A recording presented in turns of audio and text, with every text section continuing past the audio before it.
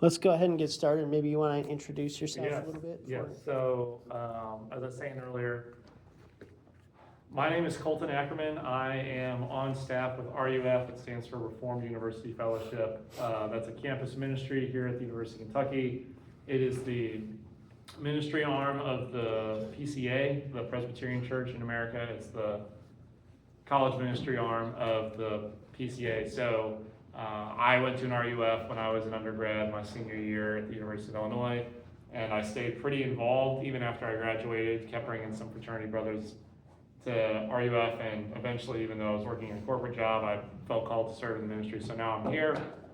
I'm currently studying at Covenant Theological Seminary part-time, and then we'll be doing that full-time in the fall and leaving my job here to go do that in St. Louis. So I am going to talk about presuppositional apologetics today, which is something that I am assuming, I asked Elijah, I'm assuming you guys haven't talked about recently.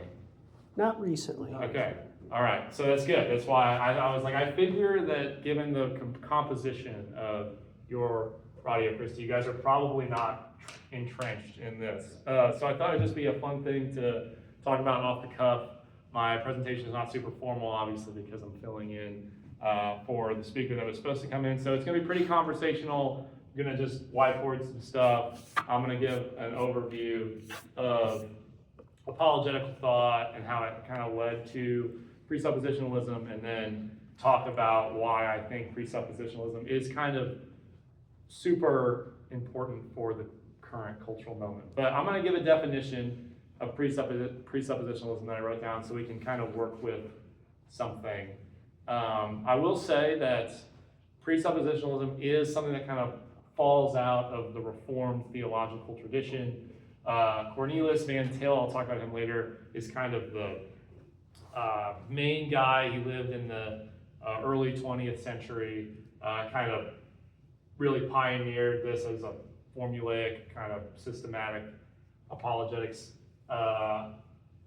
philosophy system, and people have really taken it and run with it. It comes out of the Neo-Calvinist movement. We'll talk about that a little bit later too, but Abraham Kuyper and Herman Bavinck, two Dutch theologians who started taking Calvinist theology and kind of creating a sort of the beginnings of a Christian philosophy or worldview out of Calvinist theology from John Calvin. So that's where it comes from, and this is my definition. You could define it other ways, but this is pretty good.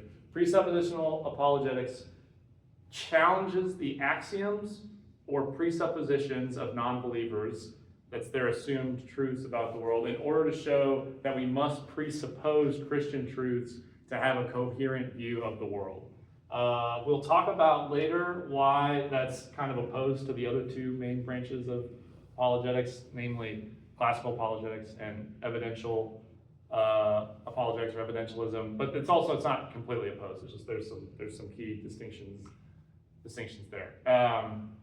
And my thesis, kind of as we said this a couple seconds ago, but kind of holistically, my thesis is that this is a modern apologetic approach, but rooted in ancient truth, the scriptures, that can uniquely deal with this kind of modern, postmodern age, because a lot of apologetic methods have kind of been attacking the cultural milieu that it sat in, and we've kind of moved beyond some of that a little bit. Not entirely, but a little bit. So first of all, history of apologetics. I'm going to kind of divide this into three parts, and kind of each classical or each apologetic method is going to fall out in each part of biblical history. So this is biblical history with the cross right here, and then this is 2026 right here. So this is biblical history, and the first apologetic method is found in the Bible. Mars Hill, Acts 17, you guys are certainly familiar with that. A little bit of Paul's epistles, Romans 1, talking about why Gentiles suppress the truth and unrighteousness. We'll come back to that. But in the Bible, you start to see a biblical apologetic a little bit. Admittedly, there's not a ton of this done that's recorded for us to Gentiles. It's actually done to Jews more often than Gentiles, but obviously we are mostly dealing with non-Jewish people when we do apologetics. But it's worth pointing out that the Bible has apologetical like passages and stuff in it. I'm not going to spend a long time on this. Just saying, like, before we came up with anything, it was recorded in Jesus' time by Jesus' disciples and apostles that there were apologetics going on. Then, in the early church period, you have the beginnings of classical apologetics, and I'm going to kind of draw a line between this period and the kind of Enlightenment period. So classical apologetics starting in the we'll say early church, so I don't have to write a date, early church until the Enlightenment. This is predominantly what was Enlightenment. This is predominantly what was being done in this period. You have Justin Martyr start to defend the faith. He uses a lot of Greek philosophy and the idea that reason is a chief good or a commonality that the Greeks could hop on board with, logos, reason.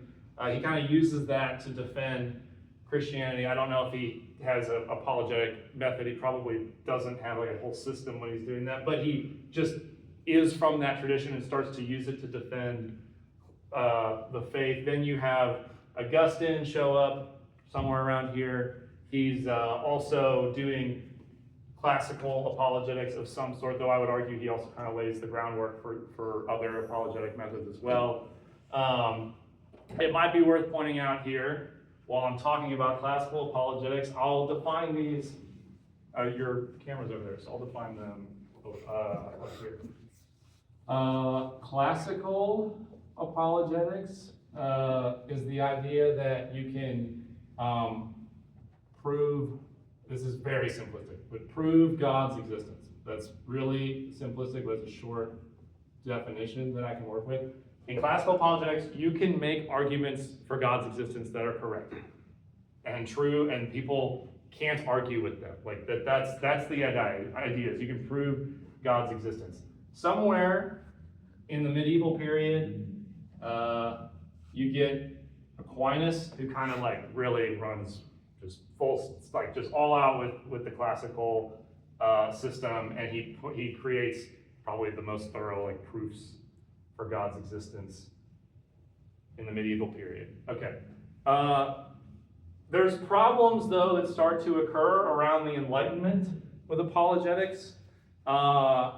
In the Enlightenment period, or like starting with kind of the Renaissance period, but in the Enlightenment period, you have people who are kind of doubting the efficacy of classical apologetics, which is spanning, well, arguably also the modern day, but this is like the predominant form. So anyway, we still do classical apologetics, but this was kind of the thing that reigned supreme in that era. Now, you start to get around the Enlightenment evidentialism, because scientific theory and empiricism and the idea that we can reason to things through inquiry and study starts to dominate our thought more than philosophy.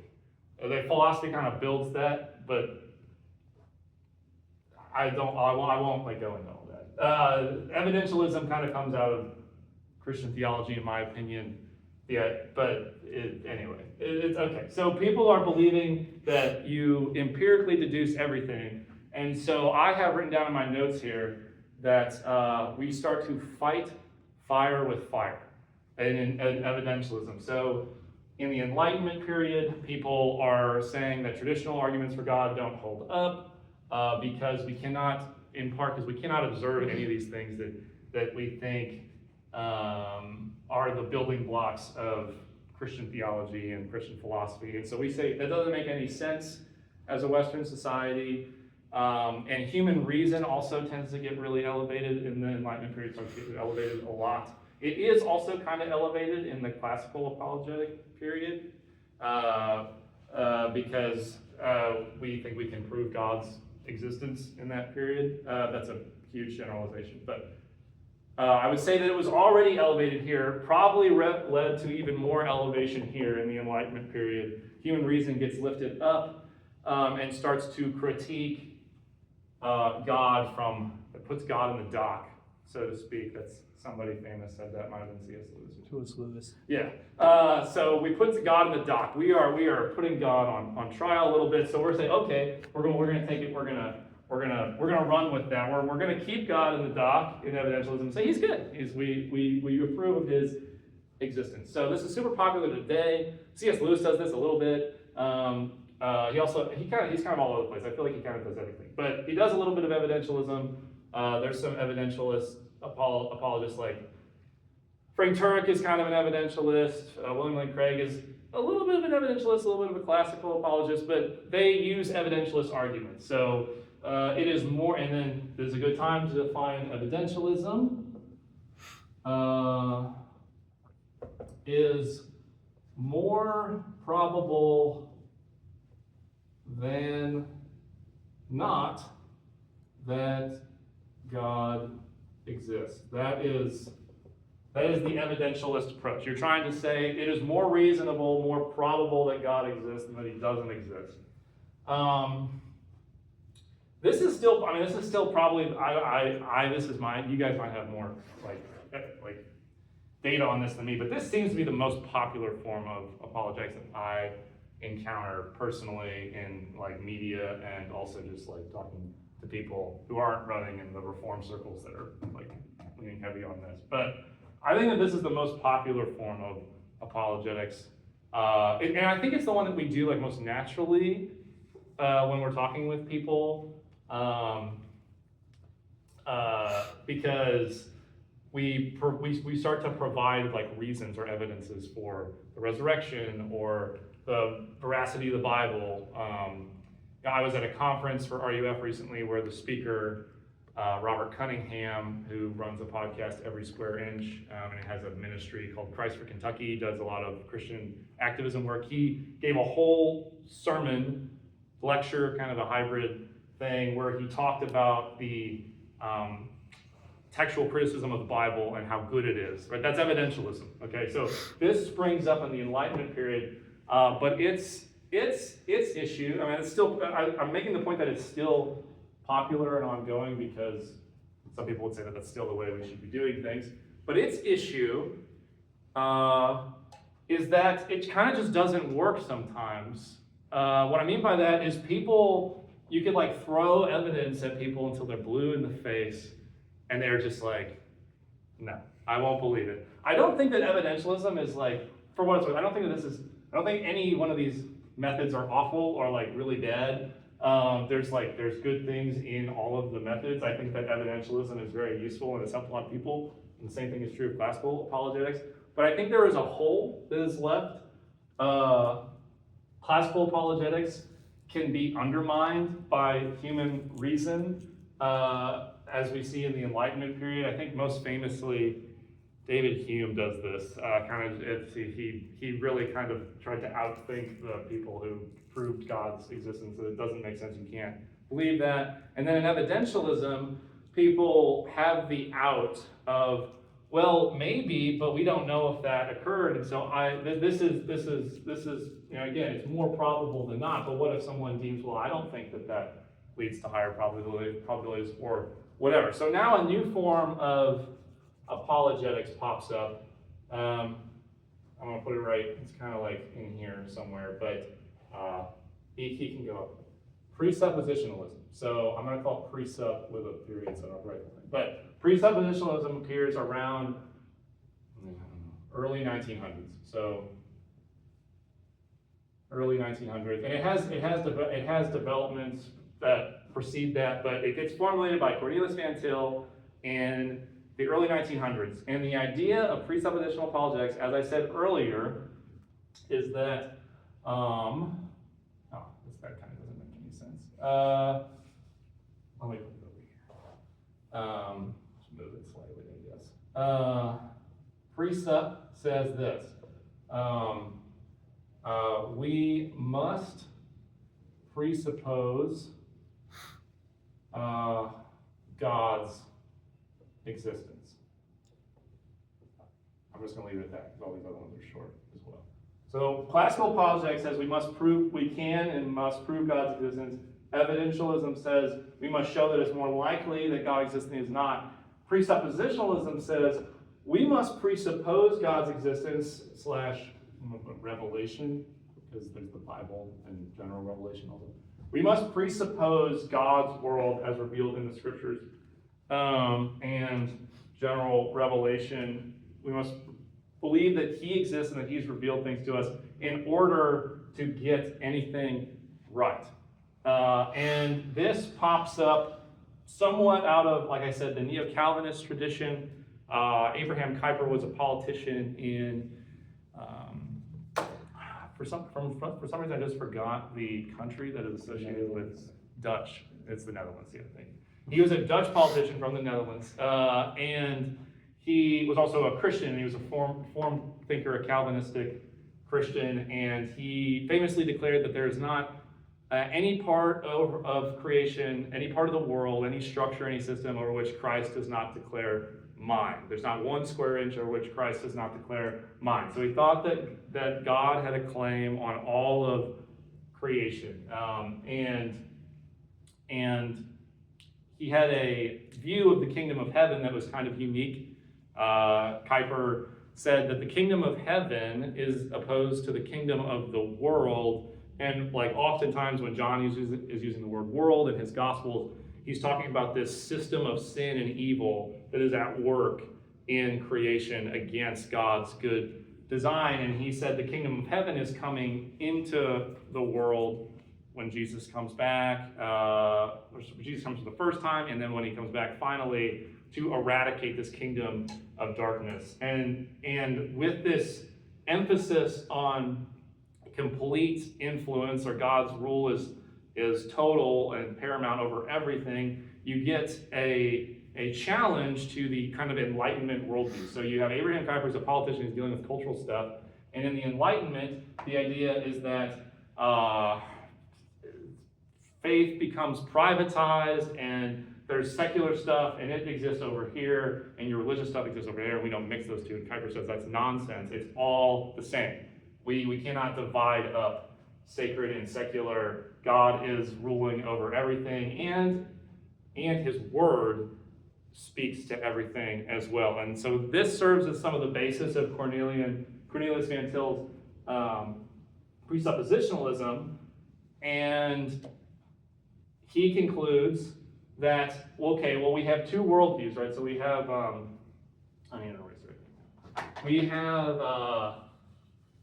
we have the worldview that consists of Satan's lies and untruths, and the sinner who is this presupposition is leaning on this verse a lot. The sinner who's suppressing the truth and unrighteousness. That's a big verse for the presuppositionalist. So you have you have Satan's worldview, we'll call it, or also the unbelieving, right? Unbelievers' worldview is over here. And then you have God's worldview over here. And this is the believer is in this category. And there is a divide here that is paramount. It is of utmost importance. We cannot ignore the divide between the people who are holding this worldview and the people who are holding this worldview. This person doesn't believe that table exists for the same reason that this person believes that table exists. The ground of being, like the ontology of being, is different for each of these people. What this person thinks reason is for or used for, or what produces it, is completely different than the person who believes in God, because the unbeliever usually is not even acknowledging God's existence. Sometimes they might, but they're usually not even acknowledging God's existence. But even if they are, Satan is kind of irrationally believing that he holds some kind of innate power to reason and act and exercise some kind of agency in the world apart from God, which is completely irrational. It's a completely irrational view of the world why he would break from God's design makes no sense. And so this is kind of the foundation of presuppositionalism. These people have presuppositions or assumptions about the world that do not make any sense. And it prevents them, not like on a theological level or like a sociological level, because admittedly I am a Calvinist. As a Calvinist, I would say the thing that is keeping them from believing is sin and not reason. But sin is distorting the worldview, and so because they have this poor worldview, they can't actually claim to have any right to stand on equal footing and reason with you about all these apologetical things that you're discussing. And so a lot of times in classical apologetics, you'll sit across from the table from somebody and you'll act like you have enough shared reason that is neutral in order to bring someone to a belief in God. That's kind of the first step in classical apologetics. And then once you get them there, you will show them maybe some arguments for the resurrection or the necessity of it as regards sin or whatever, and then you get them to believe in the Christian God, and now they're a Christian. And you're presupposing that they can reason along with you in that framework. But if they are over here and you're over here, then they are, as Romans 1 says, suppressing the truth in unrighteousness. So whatever you give them, they're not going to interpret properly. Now, this isn't necessarily a complete destruction of reason, which is kind of the usual critique against presuppositionalism, is you say human beings can't reason if they're not a Christian. I'm saying, no, they can't reason truly or properly. That is a big distinction, because they can use their reason. They use the reason for lots of things, but they cannot use their reason in a perfectly good way, in a way that is free from sin. For that matter, Christians can't use their reason that is in a way that is free from sin, all of the time, certainly, because we still sin too, but they can use it in a way that is distinct from the unbeliever because of the sinfulness of man. I have a couple verses here about that. I mean, obviously, suppressing the truth and righteousness, which is in Romans 1. I also have Jeremiah 17:9, the heart is deceitful above all things and desperately sick, who can understand it? And then Ephesians 1:17-18 is kind of the inverse of that. Paul's talking about something, and he says that the God of our Lord Jesus Christ, the Father of glory, may give you the spirit of wisdom and of revelation in the knowledge of him, having the eyes of your hearts enlightened, that you may know what is the hope to which he has called you, what are the riches of his glorious inheritance with the saints. So, a different way of looking at the world from the heart, from the core, from the soul. Heart and soul are sometimes interchangeable in the text. A person's fundamental being is what is causing him not to believe. He is at root hating God. And in Romans 8 it says the flesh cannot please God. It's incapable of pleasing God. It says in Romans 5 that while we were still enemies, Christ died for us. So we are against God before he comes to us. And that affects not just kind of like our spiritual health. It also affects just our reasoning too. It's called the noetic. I'll write that down. That's called the noetic effects of sin. So the noetic effects of sin is the effects of sin on the mind. And the presuppositionalist sees that in the classical system, you cannot reason your way to God with people. And in the evidential, and always, that doesn't always happen. And then in the evidentialist system, you can't always convince people that there's more evidence than not. And I think would say that both of these systems are conceding ground that should not be conceded, which is that the other person has the ability to reason along with you in a rational way, because at root they are dealing with an irrational worldview. And so if someone, for example, this is a really good example. Let's do the problem of evil. So in the problem of evil, someone says, if God exists, why is there so much evil in the world? Very, very classical, like apologetic question. It's been around for a really, really long time. So if there's evil in the world, why is there a God? C.S. Lewis kind of makes this argument in, I think, The Problem of Pain, but that's why I said he's kind of all over the place with apologetical methods. But the Christian should say, in my opinion, that you just proved God, or not in a classical way, but you just gave an evidence for, or you just gave a reason why God should exist. You are, so it goes like this. All right, okay. Question: why God, if there is evil? Okay. Can someone tell me the presupposition that is present in this question? Evil existing. Yes, great. Okay, so that means logically, okay, I'm doing a presuppositional thing right now. Logically, evil exists if you're asking this question. If evil doesn't exist, there's no reason to ask this question. It doesn't make any sense. So evil must exist. And if evil exists, I think it is also logical to say that goodness exists.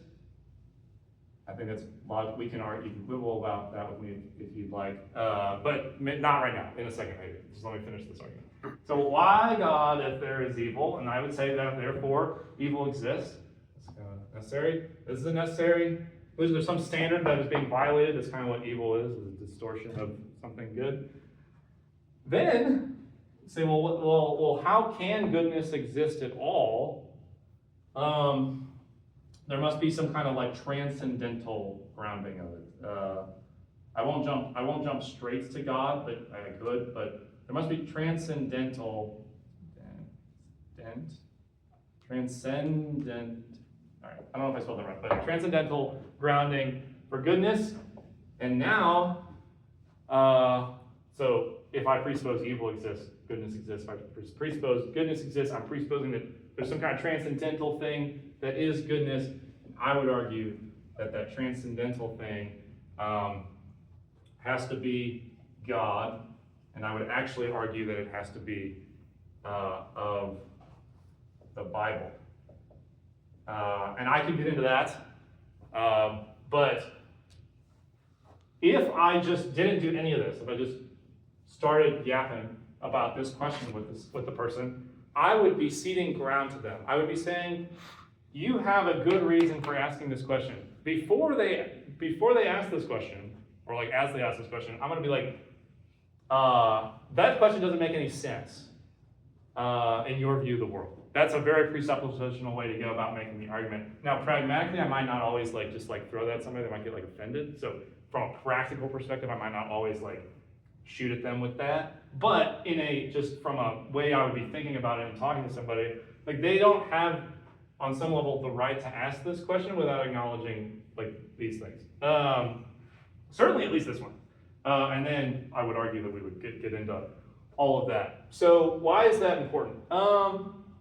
Because if your heart is clouding the way that you think, and your heart is clouding the way that you reason, you need to show people that that's where the problem really is. The problem doesn't really lie with the fact that Christianity is unreasonable. It doesn't really lie there. Christianity is not unreasonable. Somebody might think it's unreasonable, and that's why they don't believe in it. But if they haven't looked into Christianity, and they start to look into Christianity, if you have the ability to reason, then I would say it is very reasonable. It's at least plausible, as plausible as simulation theory or something like that, which people kind of jokingly toss around as a thing you could believe in. So, and the problem with Christianity is not that it's unreasonable. It's that it's unpalatable. Christianity is offensive on some level to the non-believer. It could be on moral issues. That's really popular today. Could be on moral issues. but it's also things like God is sovereign, He's control of my life, He's the king of my life. Someone's telling me what to do. People don't like Christianity for one reason or another, but the nexus here, this is kind of my big thrust with the talk, is that the nexus here is someone's heart. That's the nexus of apologetics, is that thing, is my contention. It doesn't mean that like you don't use reason. That's not a presuppositional argument. Well, this might be a decent time to. I will take questions, by the way. But this might be a decent time to talk about some critiques of presuppositionalism. But I'll make my point and I'll talk about some critiques. But I think that apologetics is primarily about this thing. This is the thing that Jesus is going after in most of his, I know, I'm going to correct myself, in all of his encounters with kind of people who are on the fence, or I'm not going to call them non-Christians because it's hard for me to like say like where somebody's at when Jesus is talking to them in the scriptures. But you look at the woman at the well, he certainly like defends, he uses reason, and he like even defends himself, or makes a case for himself a little bit when the woman is at the well. Jesus tells her who he is, and he gives her a little theology, and says that there will be one day where she's asking about what mountain to worship on, because that was like a contentious thing for Jews and Samaritans, and Jesus is like, one day you won't care which mountain you worship on, basically because I'm coming into the world is his point. But he's not like denying reason, but he's like, how many?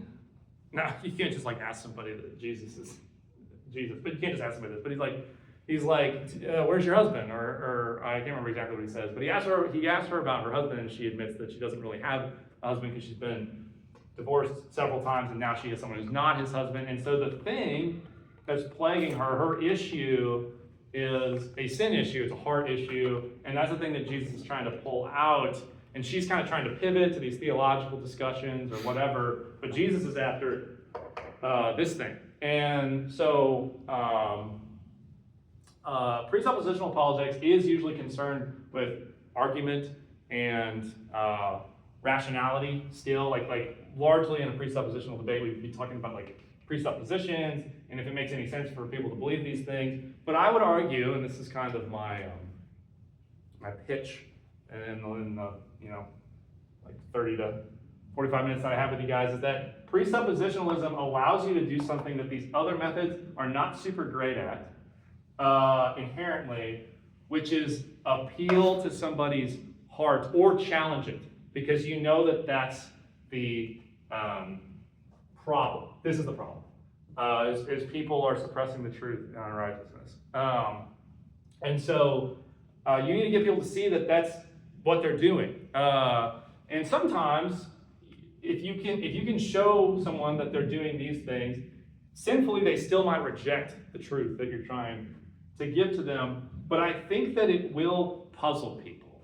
I think that people will get frustrated with you by pointing out that they don't have a consistent or coherent view of the world, and it will make them consider their lives and what they believe. Whereas if you stay in this realm solely, presuppositional apologetics tend to use evidential and classical arguments for what it's worth. But again, I'm not totally against those things. But if you stay only in this realm, you let the person think that they're capable of speaking with you on the same terms. But the fact of the matter is, their worldview is held together it's kind of like those buildings that you build in preschool or kindergarten or whatever, with the little popsicle sticks and glue and pipe cleaners or whatever. It's that's their worldview, and I could just knock it over like that usually. If you're talking about the average college student, I'm not trying to be offensive, but if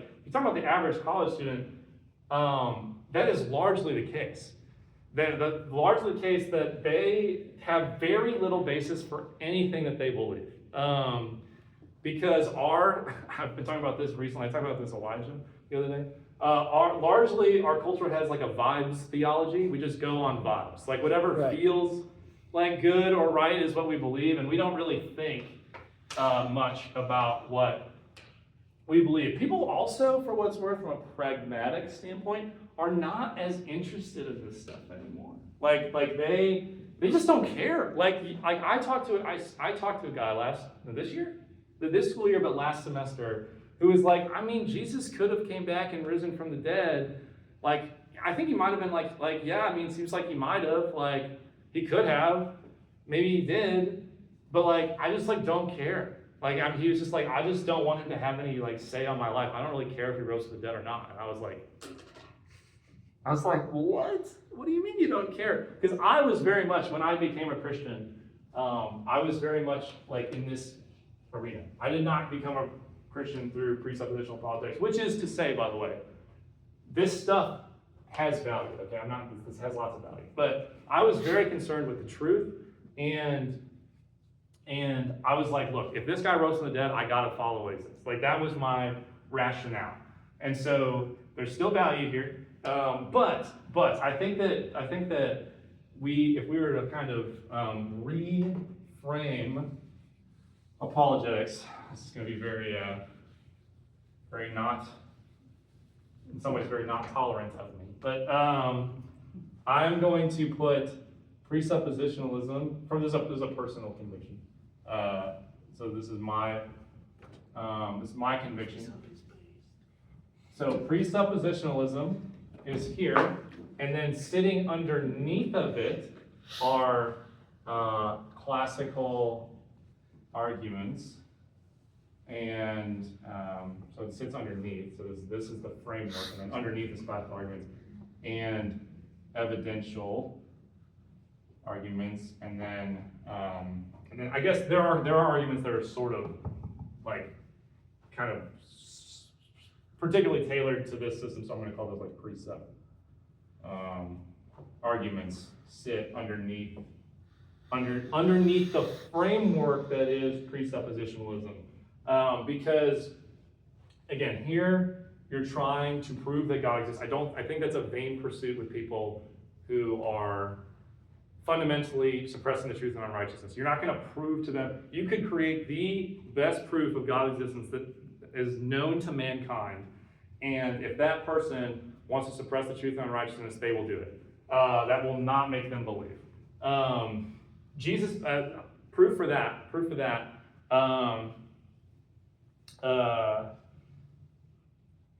Jesus tells a parable about rich man and Lazarus, not the guy who Jesus raises from the dead, but just a guy for the parable, Lazarus. So Lazarus and the rich man both die, and one goes to heaven, the other goes to hell.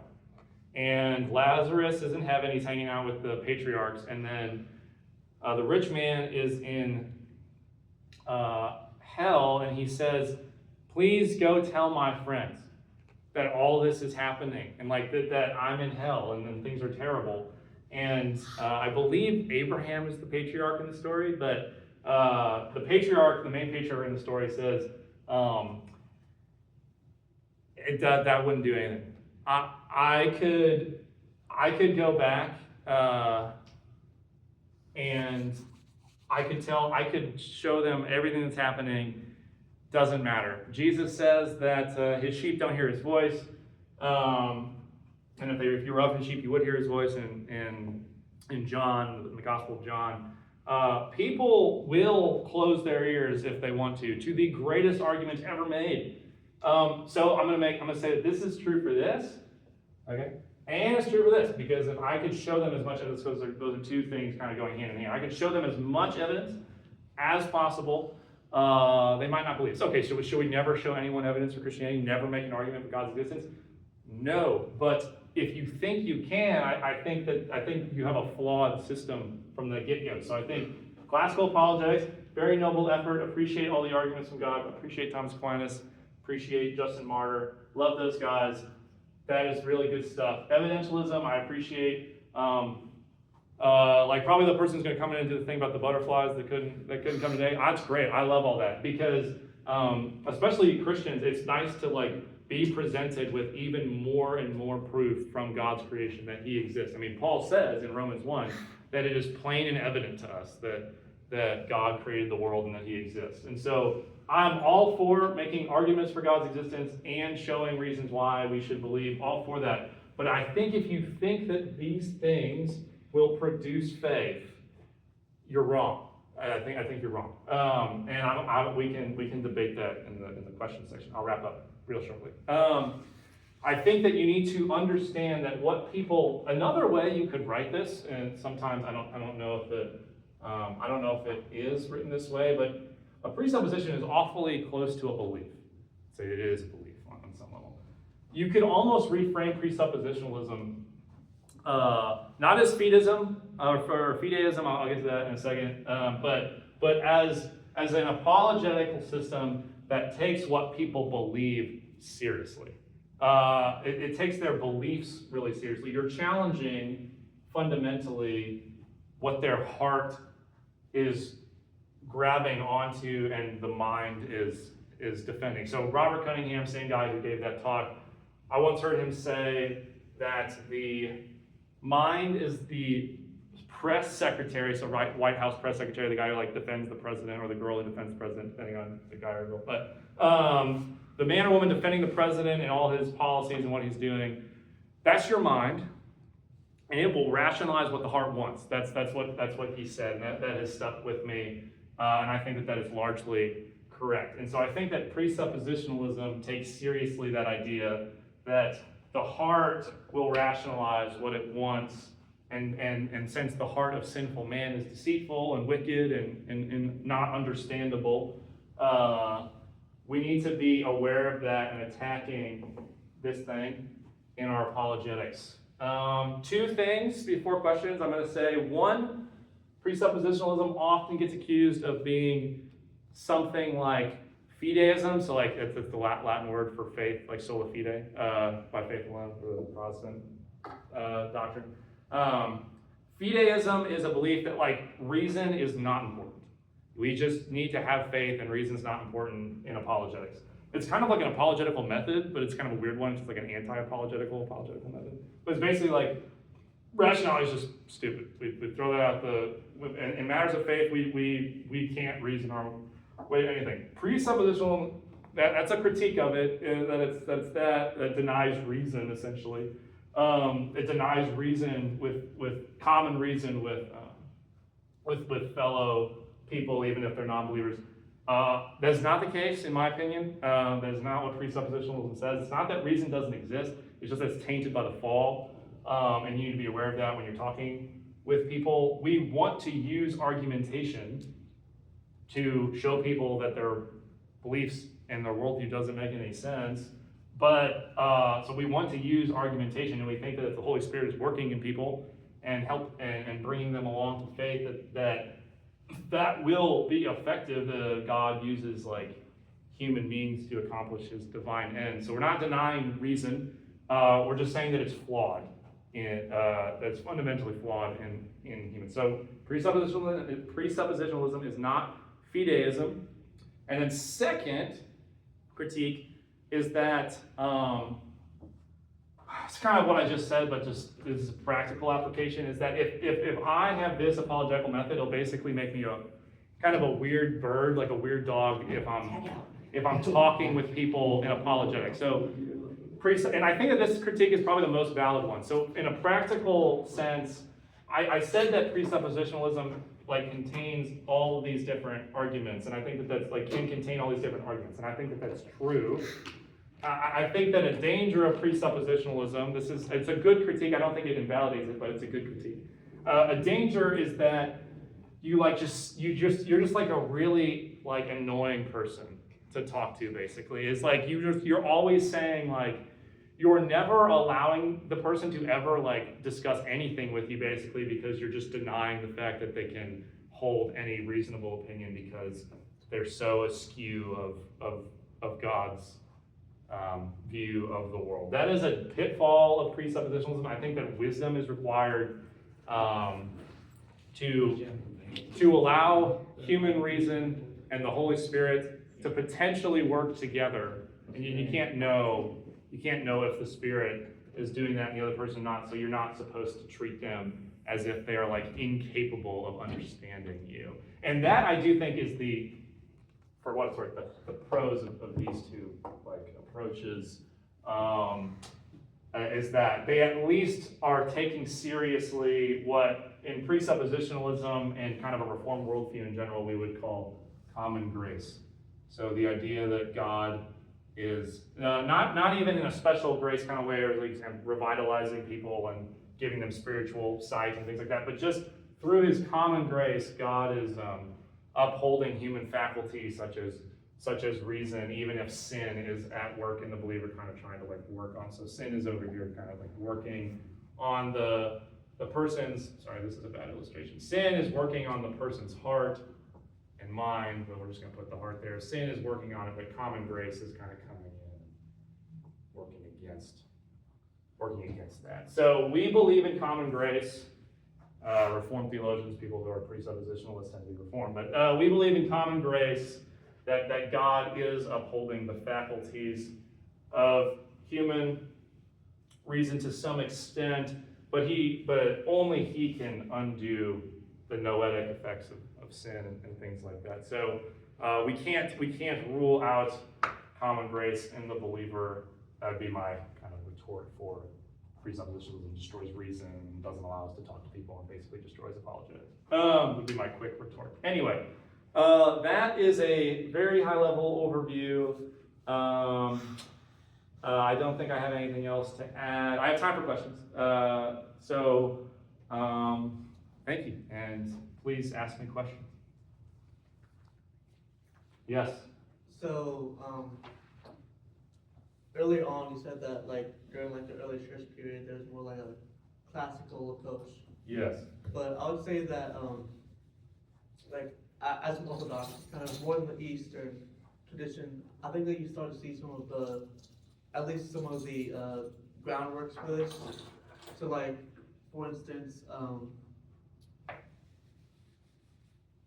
St. Maximus the Confessor kind of said that we only really learn things through experience with God, you know, and he kind of had like the idea of like the nous or the mind, which was like a more spiritual sense, in which the nous, when darkened, it serves the passions and it cannot get someone to leave out of the passions. And by experience with God, which we would say is like, you know, going to liturgy, you know, praying, things like that, the nous itself gets more like fulfilled and cleansed. Yeah. And that's the true, I guess that's true knowledge, and that's when you can start to remove the subservient part of reason, and it won't serve the passions.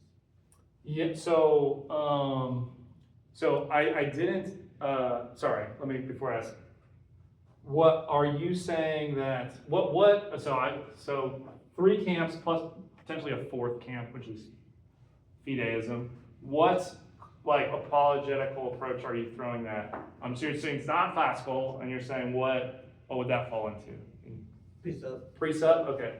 It's more like just the fact of like, I guess in the Eastern tradition, you know, you start to see some of like the more, I guess, basis for this.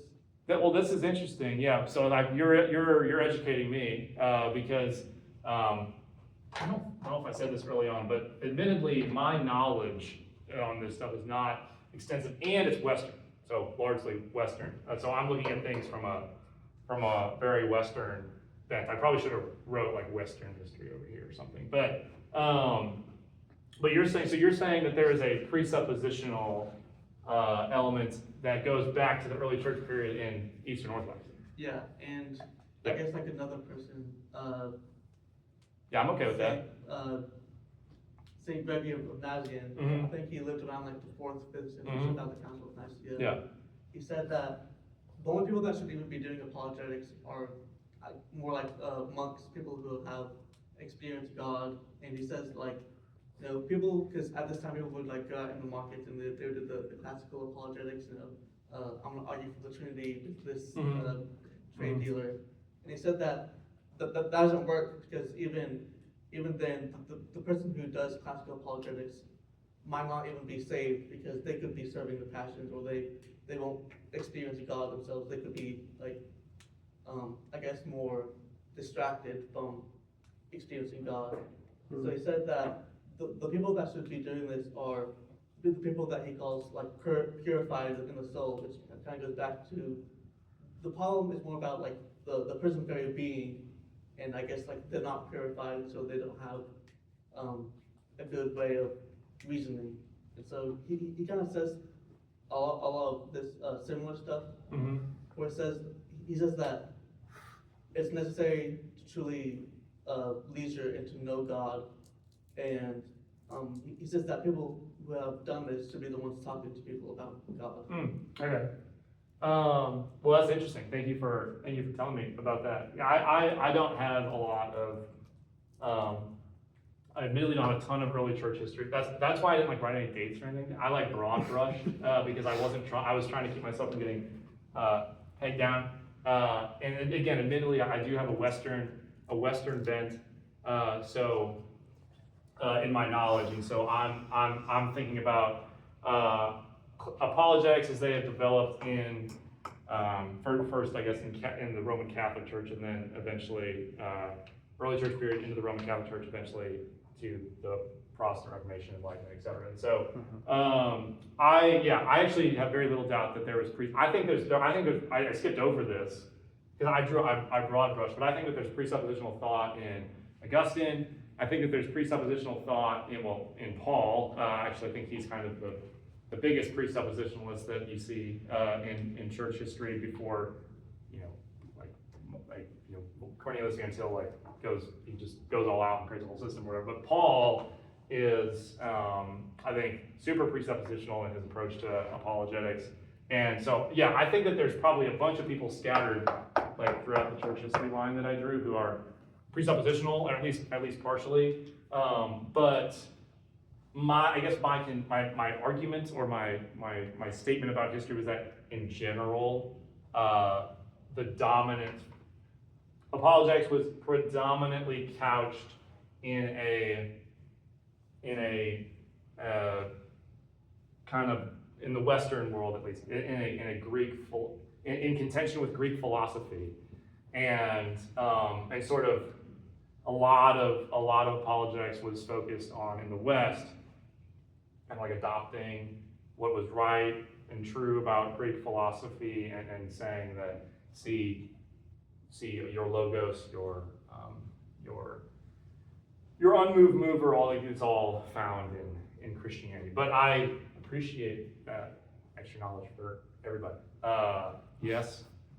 So I think kind of the idea of presuppositionalism that I had heard mostly about before was that you would presuppose that Christianity is true. Like if you're arguing with somebody, you would presuppose that the Bible is true, yes, and then look at which worldview makes the most sense, and you'd just be like, well, Christianity makes the most sense of all these things, and naturalism, or whatever worldview the other person has, doesn't make sense. So you have to believe Christianity. But I would kind of think that almost falls more into an evidential sort of thing, because from what I'm getting, you're saying that presuppositionalism is more of attacking people's presupposition and not really engaging on the surface level, but going, you can, but going underneath and looking what people have chained themselves to. I think that if you're, so this is maybe a personal opinion. I'll say it is a personal opinion. I say maybe because perhaps people like Van Til wrote about this, but I would say that in academic circles or philosophical circles, you're going to be doing a lot of the first thing that you just said. But day to day with average people, you're going to be doing a lot of the second thing. And that's why I think the benefit of presuppositional apologetics is because in a postmodern or late modern age that we live in, a lot of people just aren't that concerned with the truth. And presuppositional apologetics, I think, can handle that. Because regardless of whether or not they're concerned with the truth, all people are kind of operating on some kind of belief or system of truth thinking or knowing or whatever, even if it's kind of wacky. So you can get at their heart, and you know that that's the problem in the first place, and so you can kind of pivot to that in conversation with people, because a classical apologist might be like, I just need to prove to you that God exists. Like, and I'm gonna sit there and be like, well, I know that I can't do that, and so I'm gonna be like, so why are you so tied to a view that usually the moral argument is really big right now, so I'll like the moral like objection is big, I guess I should say, from people right now. So people are like, homosexuality is not sinful, right? That's a very popular view. And so from a presuppositionalist perspective, I'm like, you have a presupposition that causes you to think that. It could just be like, it's good because I like it or something. That's not necessarily a presupposition, but it's probably producing something like a presupposition or like an assumption about the world, which is that like, if I like something, it's good. Like, or something like that. And like, I could argue from the Bible, or I guess I could try to argue from nature, or whatever. I could make a lot of different arguments. Arguing from nature would be kind of like an evidentialist thing. But I can make all kinds of arguments about homosexuality. But if I went straight for that person's presupposition, I could probably pretty quickly like start to talk about something that that would cause them to go like, what? Like I've never even thought about that before. I've never even thought about the fact that basically I decide what's right and wrong based on what I love. Like what preferences I have, which again is a very postmodern way of thinking about the world. But I think that presuppositionalism is great in a postmodern world. I think it's really, really good. I do think that, this is a long answer to your question, but I do think that if you're dealing with a more rational type, if you're dealing with somebody who is inclined to be rational and someone who's really logical, and a lot of their objections are coming from there, then it is part of presuppositional apologetics is saying like, I have found I've found the chink in your armor, and I'm going to show you how the Christian worldview, it's a popular word for this, out-narrates your view of the world. How my worldview is not, doesn't necessarily make more probabilistic sense of the world, but you're actually, and a lot of presuppositions are going like, this is the only way. You have to believe these things, otherwise you can't believe the thing that you think you believe in. So presuppositionalism is very, I don't know what the right word for that is, but like, it's very bold. I don't know. It's like you must believe these things. You must believe that God exists. He actually has to exist as a Trinity, otherwise nothing would exist. Why is that? Well, because if he didn't exist as Trinity and wasn't relational, he wouldn't have created anything. This is an argument against like Islam kind of sometimes, but because they think there's a monotheistic God, and it's like, no, we can't have a monotheistic God. You must believe in the Trinitarian God, because without relationship, God wouldn't have an inherent quality about himself that would cause him to produce relationship with like other beings and with other things, and want to be in relationship with things, because relationship is not part of a monotheistic God's perfection. But relationship is part of the Trinity's perfection, and so presuppositionalism is like, you must believe in the Trinity in order to make sense of the world. That's a very presuppositional argument that I just made. But I'll leave it at that. I think you're right that this sort of, because I have heard it couched that way before too, is a presuppositional idea is to sort of let's look at all the different worldviews and see which one best explains the evidence and make essentially an inference to the best explanation. But that's essentially an evidentialist type of view, is taking a look at all the evidence we have, which worldview best fits that or best explains that. And yes, I think it's correct that classical and evidential cannot get you all the way, because essentially God is not the end of a syllogism. It's just, God is not, you're not going to say, give the Kalam argument and then somebody goes, oh, okay, well, I guess I'm a Christian now. Because there is that heart aspect there.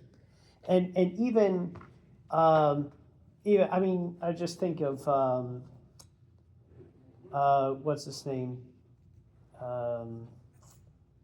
Kierkegaard, who was very much so in the, like, fideistic type of view.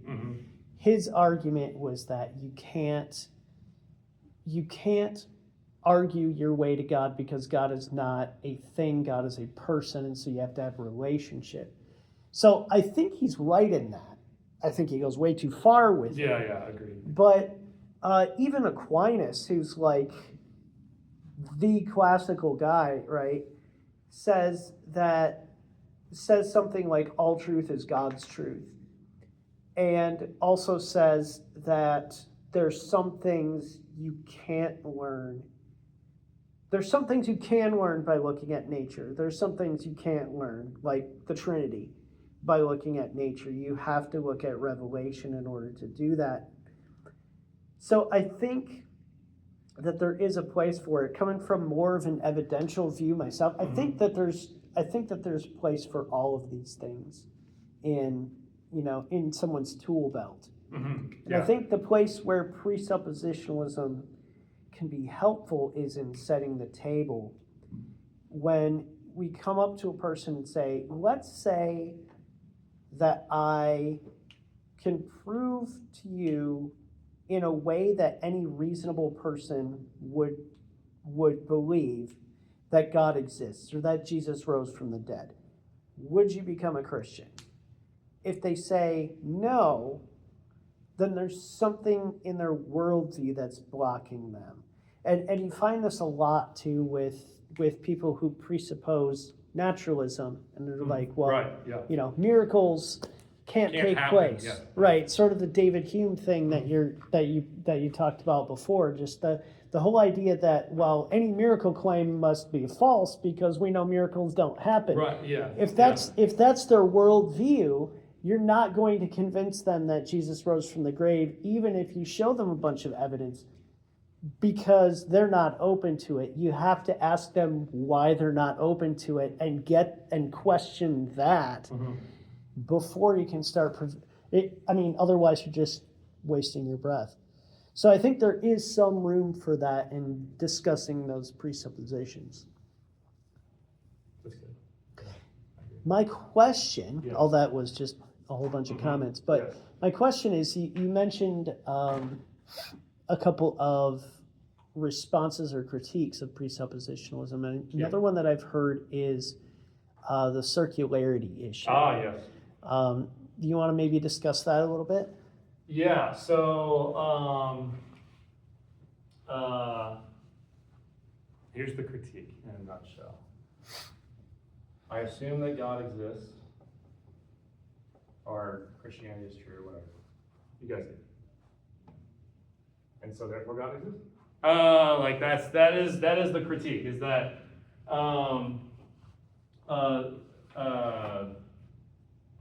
presuppositionalism is a non-starter because it's circular in nature. There have been various defenses of this, I think from the presuppositional camp. I will give my own, how I've internalized it, I think. I'm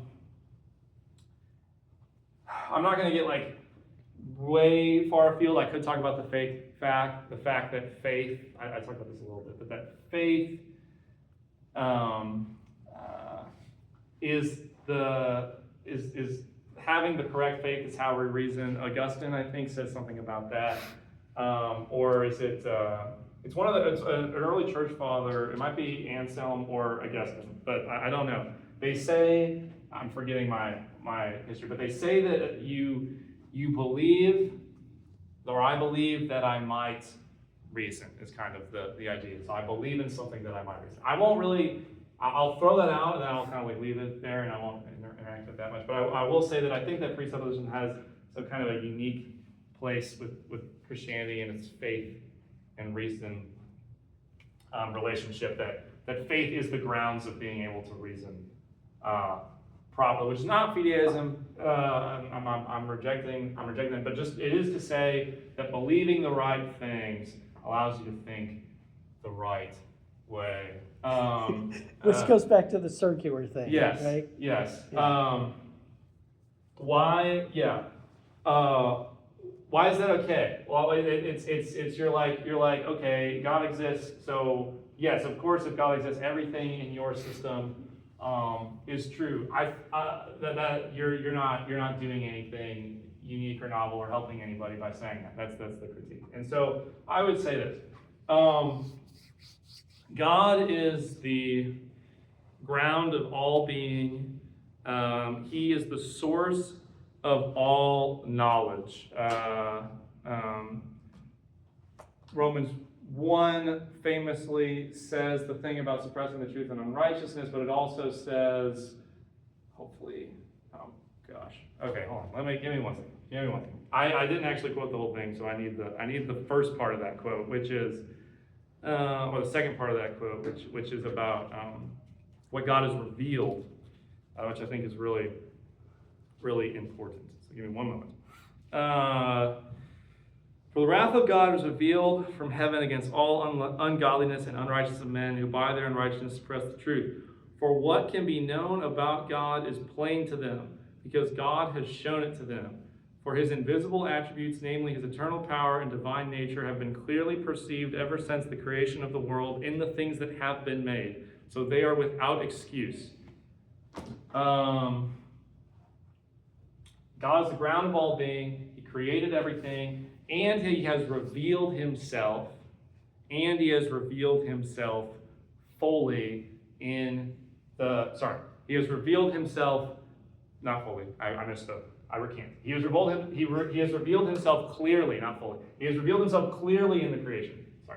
He has revealed himself clearly in the creation.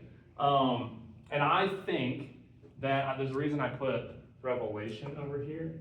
I think that the ground of presuppositionalism is the self-evident revelation of God, both in the scriptures, which is really important, both in the scriptures and nature. And so God has entered into relationship with his people. He has revealed himself to his creation, through his creation. This is why Gentiles are able to keep the law in certain respects or in certain ways, because they have the law written on their hearts. It should be obvious to us that God exists. And because that is true, because it should be obvious to us that God exists, I think that presuppositionalism is taking seriously the claims of Romans 1, but also just the whole scriptural account. We cannot reason without God's giving us the ability to reason. And so there's never going to be a situation in which I can stand outside of my own reasoning that's been given to me by God, by God as a gift, that is imbued with his law. Because again, the law has been written on our hearts. Even the non-believer has the conscience pressing in on them in certain ways, even if it's distorted by sin. We cannot take ourselves out of the loop, so to speak. There's no such thing as a brute fact, was a claim by Cornelius Van Til. There are no such things as brute facts. A brute fact would be a fact that is neutral. Like it's a pure brute, pure fact. It's basic, it's not touched by anything. Cornelius Van Til, the guy who came up with the modern presuppositionalist approach, would say there's no such thing as a brute fact. All facts are interpreted by us when we receive them, or look at them, or hear them, or think about them, or whatever. There is always an interpretive lens that is thrown onto all facts because of the fact that we are on some level subjective people. Like we all have a subjective view of the world, and so that the subjectivism of not complete subjectivism, but the subjectivism of humanity necessitates that there must be something that's like breaking in, some transcendent thing that's breaking in to our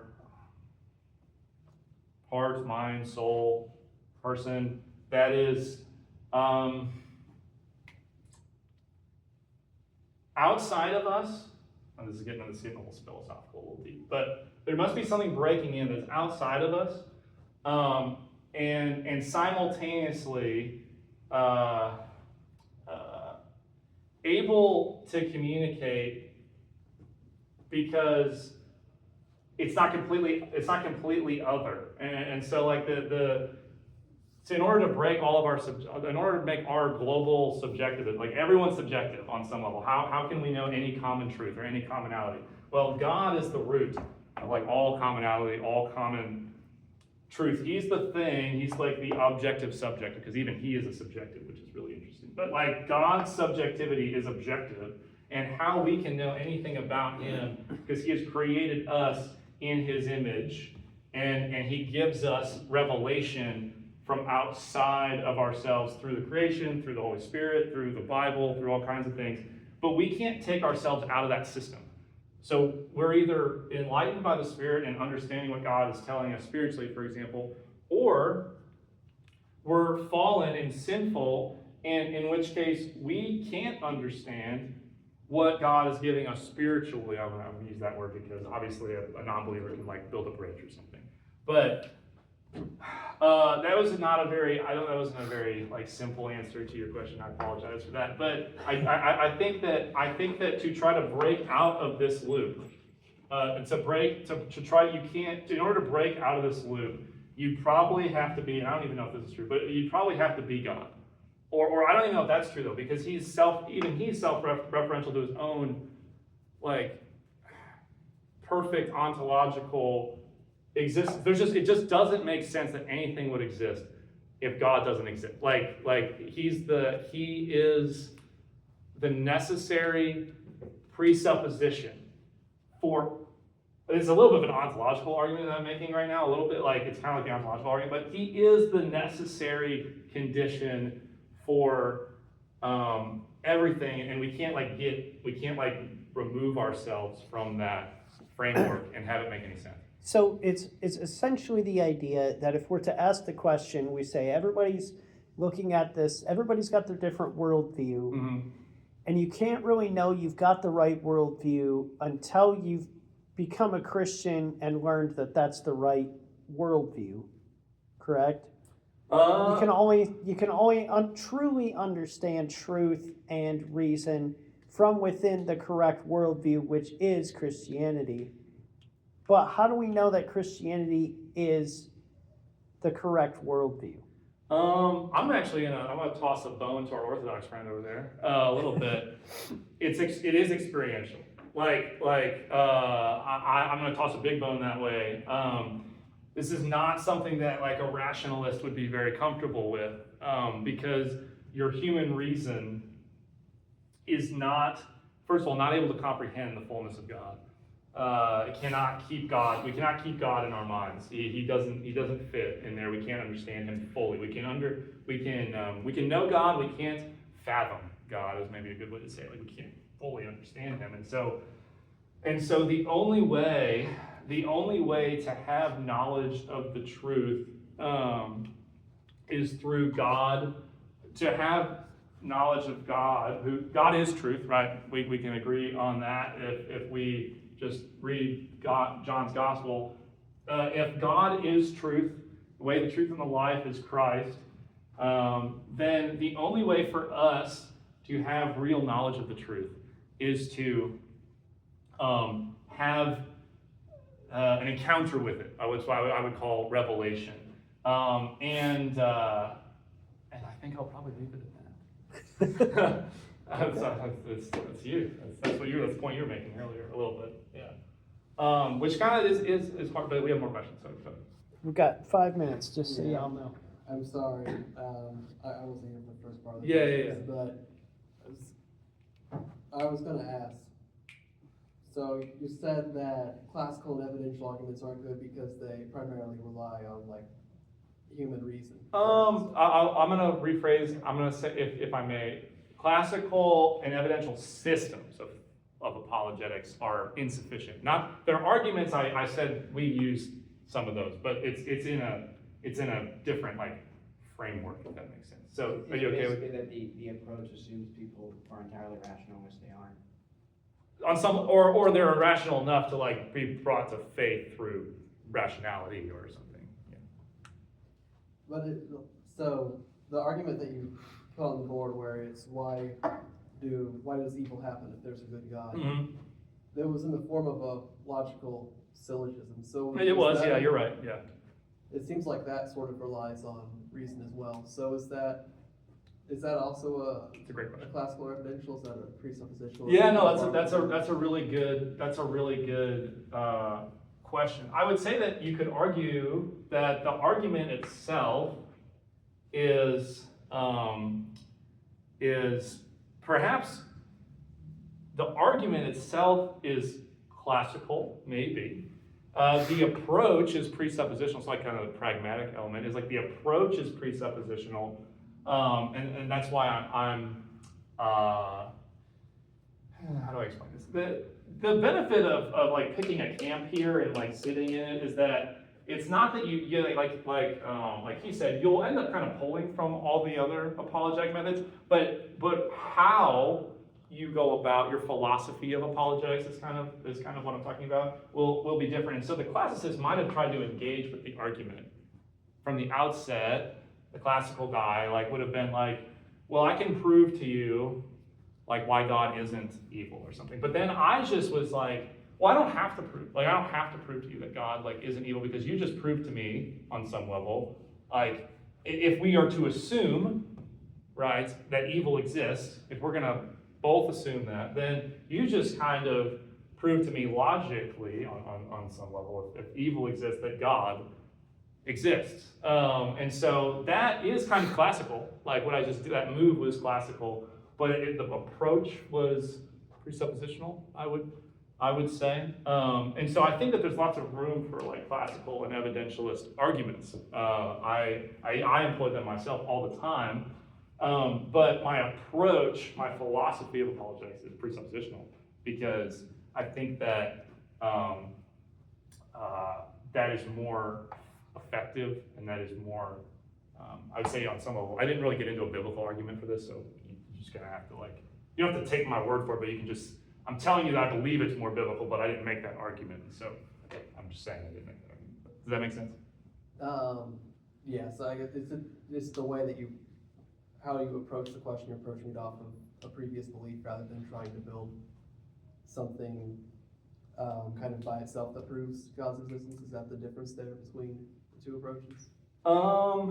Yeah, another good question. I think that, yeah, so in a classical system, this is probably the best way. I'm trying to prove that God exists.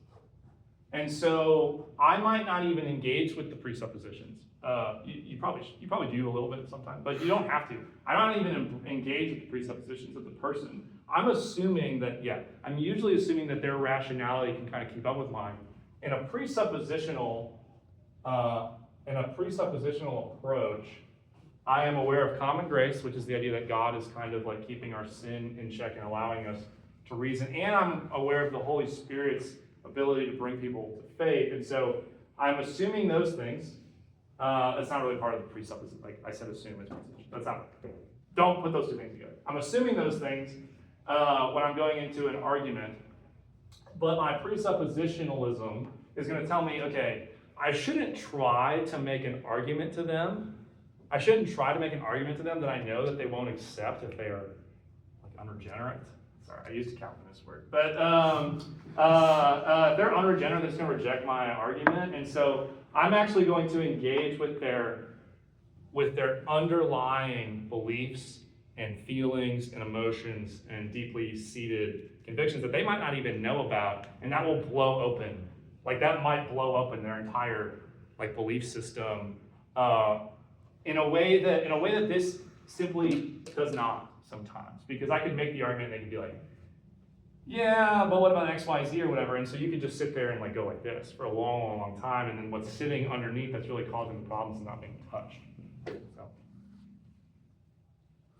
Well, I think, yes, we actually are out of time. So we could talk a little bit afterward if we need Yeah. to. But would you like to pray to end our time? Absolutely. Let's pray. Lord God, thank you for the opportunity to be here with Radio Christi. I am very grateful to have presented something that I am passionate about and care a lot about, presuppositional apologetics. I do want to say, Lord, that if I said anything untrue or not right, I didn't have a lot of time to prepare for this. I am very sorry, and I pray that it would just go right out of their ears, and that anything edifying that I told them about apologetics would sit with them, and maybe they'd be able to even just take some practical things back to the campus and help make this place look more like your kingdom. I pray that regardless of whatever apologetical system we hold, that we would all be trying to serve you and love you in truth and in love, as Jesus showed us how to do here while he spent his time on earth. Be with us, Lord. In Jesus' name, I pray. Amen. Amen. All right. So next week we have different views of the end time.